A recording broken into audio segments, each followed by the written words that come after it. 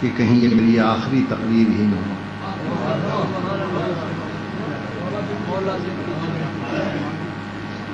میرے بعد میرے ایک عزیز محترم نے پڑھنا ہے، وہ وسیم ہے میں نسیم ہوں۔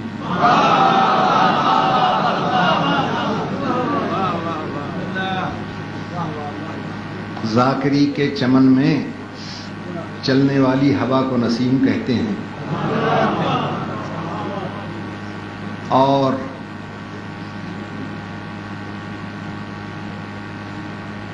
عربی میں نشانی کو وسیم کہتے ہیں۔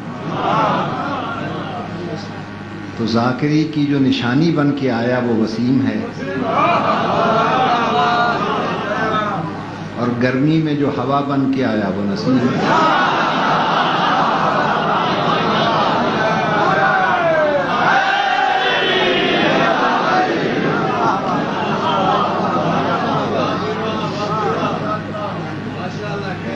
اور ہر ہوا کو نسیم نہیں کہتے، یہ بھی میں وضاحت کر دوں۔